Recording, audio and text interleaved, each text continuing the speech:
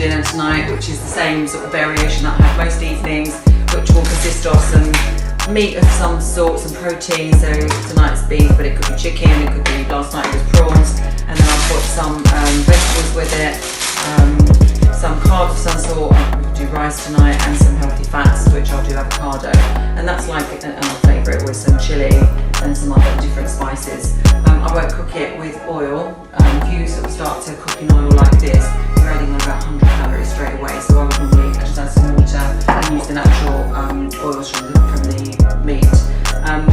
I've sort of got to the point now where I know exactly how many calories I need for maintenance, bearing in mind the amount of steps that I do, the amount of training that I do, and therefore my energy requirements, and I balance that out, those calories, to get a healthy balance of protein, which builds muscle, carbs, which obviously gives you energy, and healthy fats, which sort of looks after the rest of your body, including your brain. And so by the time it comes to dinner, I know, roughly speaking, because I use MyFitnessPal, I know how much protein, how many carbs, how much fat that I've got, and so I sort of, work out how much I'm going to have accordingly. So I always weigh everything on these scales.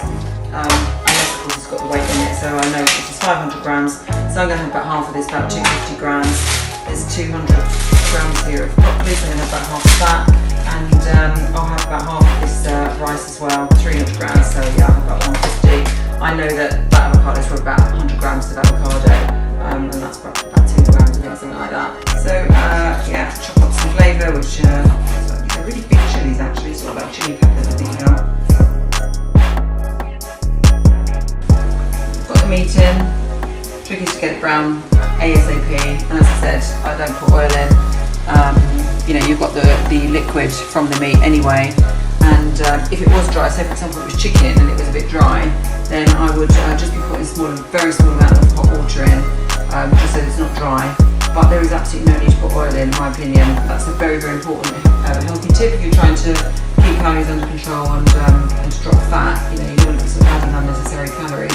So I've put the chili pepper in there to flavour it up, and I've also put some other general like basil, parsley, just give it a bit of flavour really.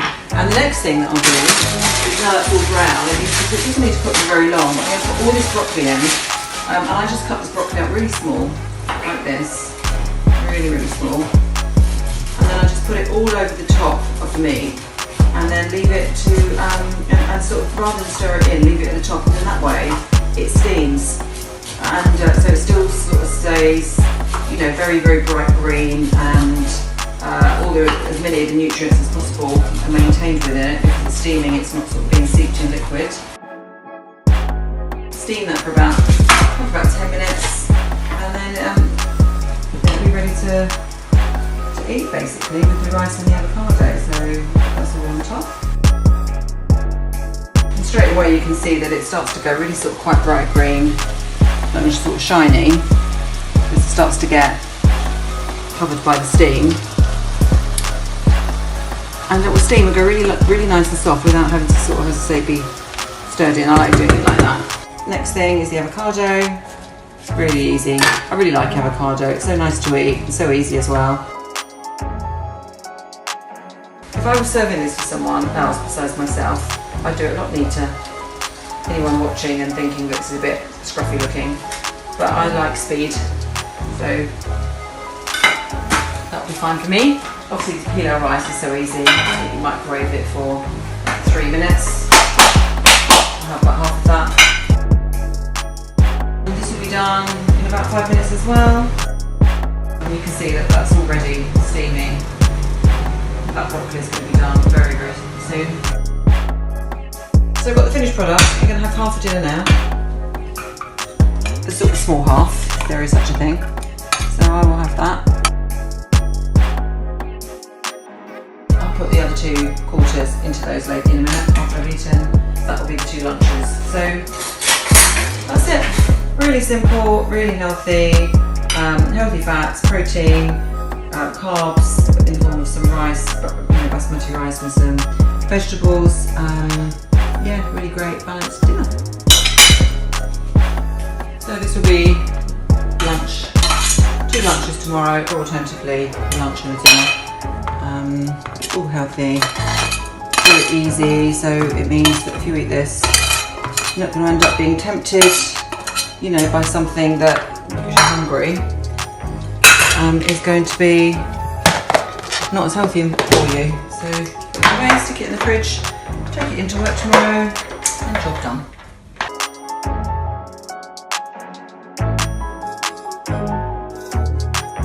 For me, it's really important. So first of all, it's making sure that I've got the balance right. So I know that what I put in is the fuel that's going to sustain me throughout the day. So I've got the energy and I've got the mental capacity to push myself. So people understand, you know, you've got your 5 a day that you should be having. There's proteins, there's carbs, there's good, there's bad. So healthy eating is important because it helps to maintain your weight, and by maintaining your weight, I mean keep it at a healthy level. It's not like you have to be skinny in order to show that you're healthy. It's not that. It keeps diseases at bay, especially chronic diseases. It helps to keep your blood pressure at a controllable rate, and also one important factor is that it helps you to maintain your apart from the physical health of it, I think your mental health as well, because if you don't eat properly, you do not have a proper breakfast, and you're coming to work, you will be definitely irritated, and this is what I tell my students as well. For me, to keep the energy that I have, especially when I've got to deliver and engage with learners from the ages of say 16 to 24, within that 6 hours you have to be a performer. Yes, you're a teacher, you're a coach, but you have to be a performer, you have to engage. And if I did not have the right balance of what I'm eating, I'd fall flat. I would not sustain it. So that's really, really important.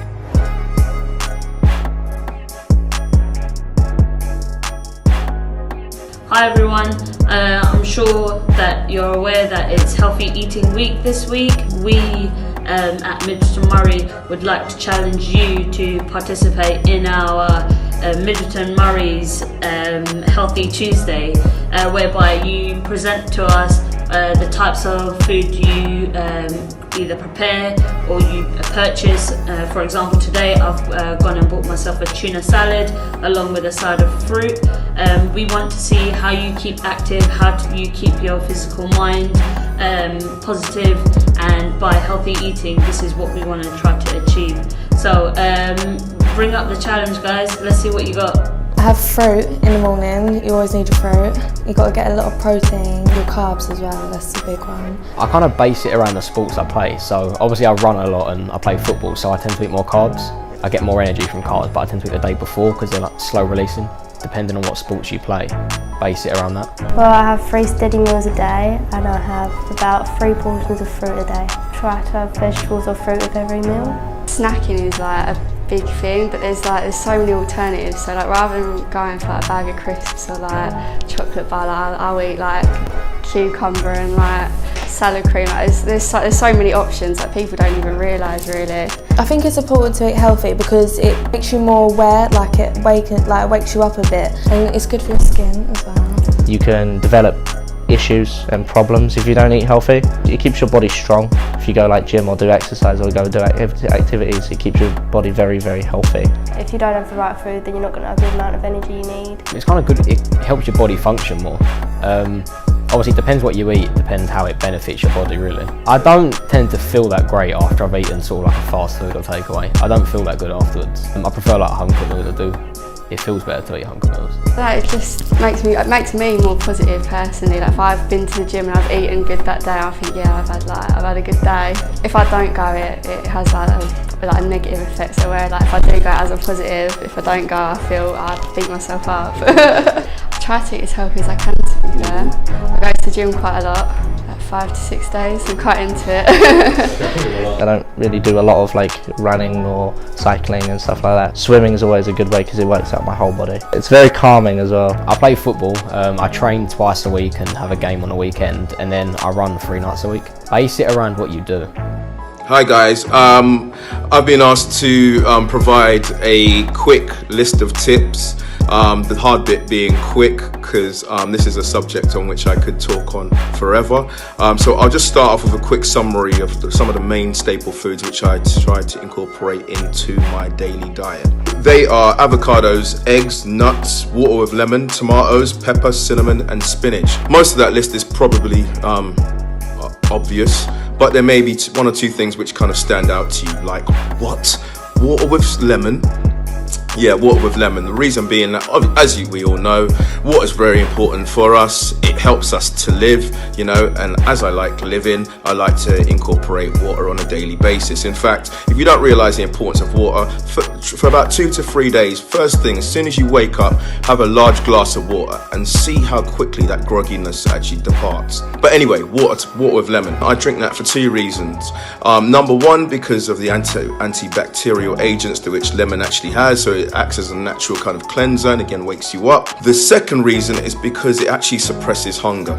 You know, so if you should be having snacks like between like your breakfast and your lunch, but if you want to make that process easier between those 2 times, stick some lemon in your water and drink that. Okay, and you will find that that should actually help you along. Absolutely minimal amount of calories. I would be surprised if it's 1 calorie. The other one again, which might stand out, might be cinnamon. What exactly am I doing with cinnamon? Am I just eating cinnamon on its own? Oh, no, I'm not. What I'm doing is I'm using that as a substitute for sugar wherever possible. I do not do it all the time, and I'm still yet to get around to actually doing it at work. However, I do put it in my morning coffee, and even I've experimented with tea, although I'm not too sure about that. Disclaimer, I am a human lab rat. I am a continuous work in progress. I try things, some are correct, some are not, and then I move forward. You know, it's a constant experiment. In fact, and that brings me to my last 2 tips, which are podcasts and imagination, or maybe I should say research and imagination. But most of my research is helped along by podcasts, because there's so many of them actually out there which are delivered in quite a fun way, which you can stop and start at your own leisure, and you can collect up to a year's information within the space of 3 hours. The second one was imagination, because with whatever you find out, whatever, you know, if you find out that eggs and, for example, tomatoes are really good, maybe with turmeric, try it out. I mean, you know, if it doesn't work, if it's not for you, it's not for you. But, you know, have fun with it. Be creative. Good luck. Bye. So welcome, Roberta. Lovely to have you here today. You work for Integra as a resistance training specialist, Yes. which is a specialist personal trainer. Can you define what that stands for? Yes, so we deal with training people via resistance training, so looking at weightlifting and various ways to apply load to the body, but specialist in looking at somebody's unique anatomy and structure before loading them. So it's another level really to personal training, isn't it? Yes, it's definitely a much deeper analysis of what you're about to do before you do it, and who, in terms of the individual, you're about to apply weights and resistance to. So you're very healthy with your food? I'm very regular with my food, and Yeah. I'm very healthy with my food, because my mood gets affected if I don't eat well. Yes, and I think that is, a lot of people are not aware of that. They don't realise that if they don't have the proper nutrition, Absolutely. that they're not going to be firing on all cylinders, And either it's actually physically not that big or of a deal. mentally. Yeah, You don't need to put too much effort in, Yeah. so long as you just get things in a slight routine. absolutely. It's yeah. just good nutritious food regularly.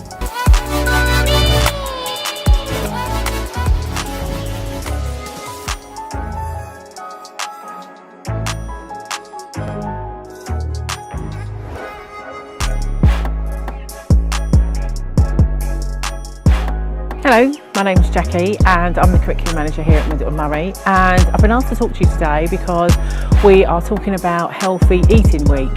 So I've been asked to talk to you about some of the changes that I've made to my lifestyle recently and how that's affected my physical and mental well-being. Just over a year ago this month, Angela set a step challenge for us all for a cancer charity to do 10,000 steps a day. I'd been recently diagnosed with type 2 diabetes and was trying to get a little bit healthier.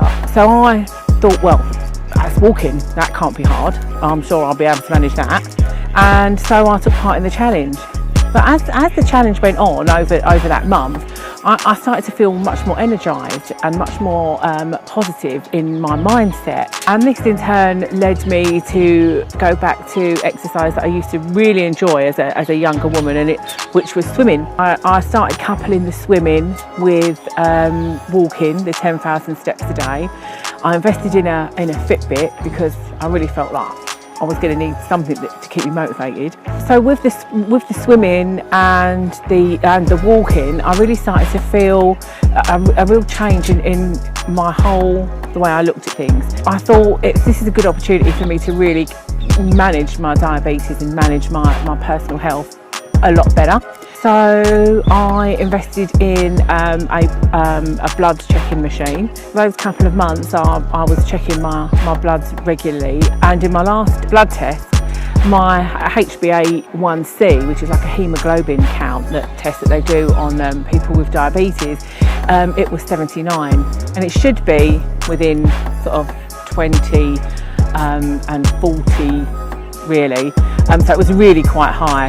So I started doing this exercise and managing my health a little bit better, and I started to eat better, and I started to monitor my blood sugar levels regularly, just to see how that was going to affect my overall health and well-being. 3 months into that challenge, I went back and had more blood tests, and I couldn't believe it when my HbA1c count had come down from 79 to 49. Couldn't believe it. So the impact that the exercise in particular had on that was really great. But really it's the eating habits that I've changed the most. Now I'm much more aware of how many carbohydrates I'm putting into my body every day. I try to limit that. One of the things I've learned is that actually nothing is really forbidden, providing you eat it in the right way and in the right proportion. I just maintain a kind of a portion count, and I've learned how to adjust that over the course of the day. I suppose in the last year I've lost around about 3 stone in weight, and my general mental health I think has improved because I've got a lot more energy. I feel a lot more positive about everything in general, and I feel much more able to manage my stress levels and just kind of cope with everyday life and work and get a better balance. In terms of what I try and do to eat healthily, I try and eat fruit with every meal, keep my carb intake nice and low, fairly low fat, but we all need a treat now and again, and a bit of a cheat. But a bit of a cheat now and again is a lot healthier than just not worrying about what you're eating. I would say that healthy eating and just changing my diet and just making a number of small changes has actually made a big difference to my overall health and lifestyle. We also talk about that in the traineeship. At Mid Murray we have a whole session on how to make healthy choices, healthy lifestyles, how to manage making decisions. We talk about things that might be detrimental to your health and how to avoid them, or just moderate them and keep them to a minimum, because we feel really strongly at Mid Murray that having a healthy body and a healthy mind actually makes you better at your job and more able to cope and less likely to be off sick. So we want to kind of get our young learners to kind of start adopting those habits early on, which will hopefully set them up for the rest of their careers. Really, it's a lifestyle change that you have to adopt, and it's working for me. So hopefully it will continue to do so, and who knows what I'm going to look like this time next year.